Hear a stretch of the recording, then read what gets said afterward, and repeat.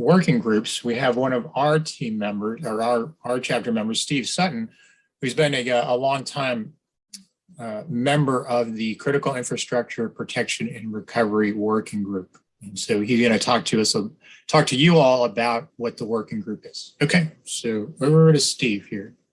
Okay. Well, thank you very much, Dave. I appreciate the opportunity to talk about our working group, and I think it's pretty apt that I'm doing this for the Chesapeake chapter because one of the founding leaders of the CIPR working group was Mark Walker, and that formation occurred in 2015. And today there are several of us Chesapeake members, and I'll mention a few later on, who are working on projects that are associated with this working group. If we go to the next slide, Dave, and no, I'm sorry, go back one. I didn't know you advanced it already.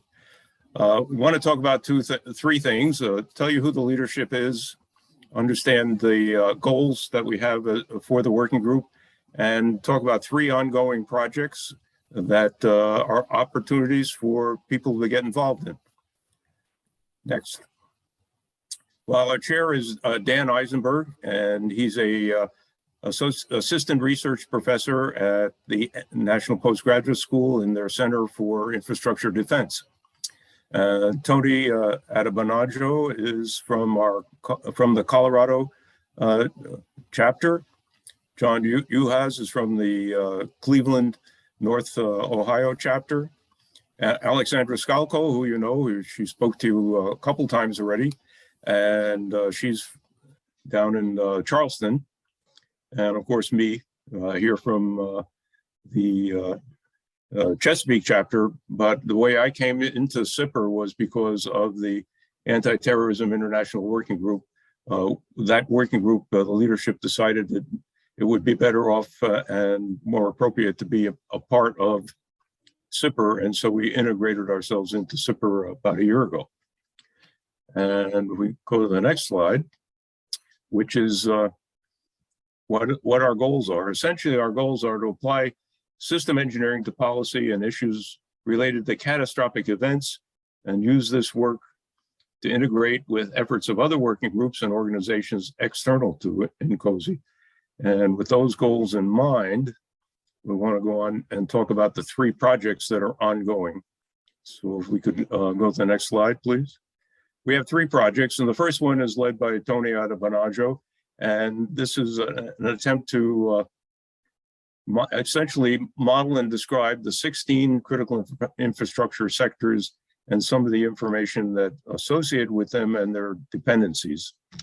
The second one is led by John Juhas, and his team is trying to develop a reference model for resilient hospitals. And by resilience, and here is, as I'll explain later, is under very catastrophic conditions. And the last one was an idea that I had, and I'm working with Dave Aldridge, and as an associate we met from Georgia Tech, Doug Bodner, to describe a system that would be transparent and accessible, provide a transparent and accessible vaccine appointment and delivery system. And I'll give you a little bit more background on that shortly.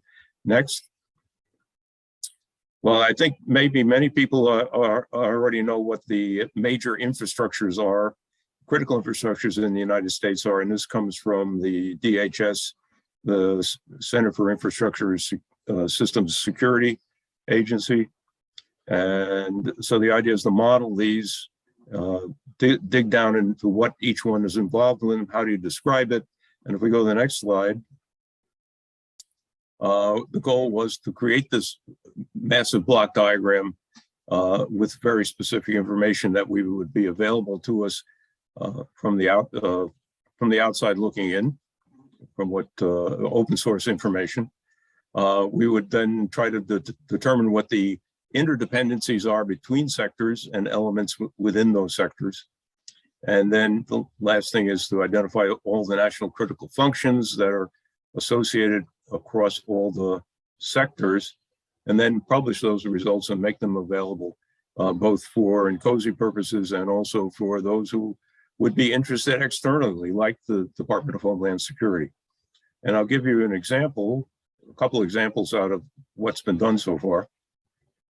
The next slide. Besides having a huge block diagram, which is unreadable on a chart this size, if we look at just one sector, the healthcare sector, and interested in what the dependencies are between the healthcare sector, what's inside the healthcare sector, and externally, the team developed charts just like this that showed the relationship. So this is one example of the work that was done, but this has to be done to be complete across multiple sectors and the elements within those sectors. Next. And this is looking at healthcare, just an example of the dependencies between healthcare and wastewater sector dependencies. And you can see the lines that are drawn there that indicate that. And the team developed this and a couple other diagrams like these for a couple of other sectors. And that covers the first topic. And I want to say that the interest here, we've been in contact with Department of Homeland Security, CISA, and they're very much interested in this work we've done because they're also developing and refining something called the Infrastructure Data Taxonomy, which essentially trying to put all the information together that's associated with these sectors in some useful manner that can be used by DHS, but also all the other agencies that have sector responsibilities. It's quite a huge project that they're trying to do, and they think that we might have some synergies with that, and there might be some pro bono work that we could do for them that would help DHS. Next slide. And now the Resilient Hospital Reference Model is intended to provide decision support information for those hospital administrators who have to deal with a very catastrophic threat scenario. And what they're looking at specifically in this particular project is what happens if you lose power to the hospital for an extremely extended period of time. So whatever that cause of that is, it could be cyber, it could be solar flares, those are indicated there. But how to deal with that long-term power outage and what are the implications for keeping the hospital resilient and actively being able to do as much as possible to meet their mission under those circumstances. And so the principal focus is to develop as-is models of using MBSE methods and specifically SysML diagrams to help define that. So defining the as-is, what it is today, getting some stakeholder information that would help them try to define what they call the black sky scenario. That would be when under the loss of power conditions, and how they could recommend how the hospital should react should that happen to them. Next slide. And this gives you an example of some of the work that's already been done using SysML. And so this is an as-is relationship of the hospital to all the elements within the hospital. And we go to the next slide.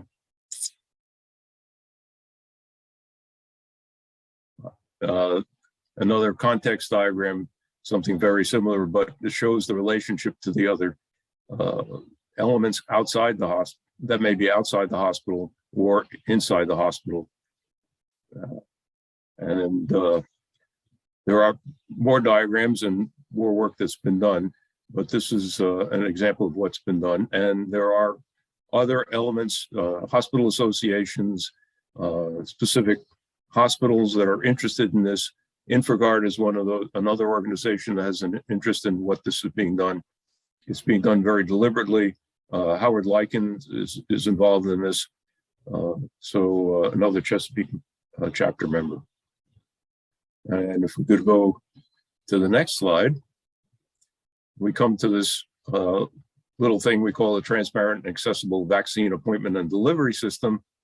And that came about because of the confusion over how vaccines were going to get distributed, how you make appointments go back in the December to January time period of 2020 and 2021.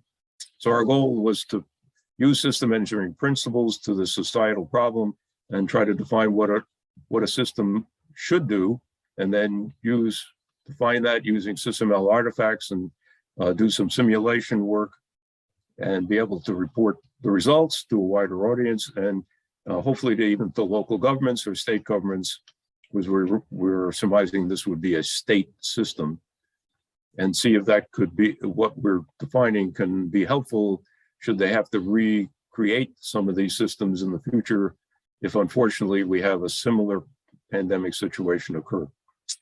And a couple examples of the work we've been able to do so far. This was a context diagram that shows in the middle is the system that delivers the vaccines to arms, and all the elements that go into it, inputs, outputs, those things that constrain it, and those basic mechanisms which are required to make the system work. And if we go to the next slide, we did have use cases we defined, and we also have done some activity diagrams to support this, develop some requirements. All this is going to be refined in the next few months, because we did submit a paperless presentation abstract for IS, and we hope to improve and expand on what we've already done. And we started some simulation work with our colleague at Georgia Tech, who's using a tool called AnyLogic. All these SysML diagrams for all the projects were done in Cameo enterprise architecture, and thankfully we've got pro bono licenses from the Dassault Systems, which now owns Magic Draw or No Magic, and Magic Draw has been expanded into Cameo enterprise architecture. And with that, we hope that maybe this piques some interest for you out there.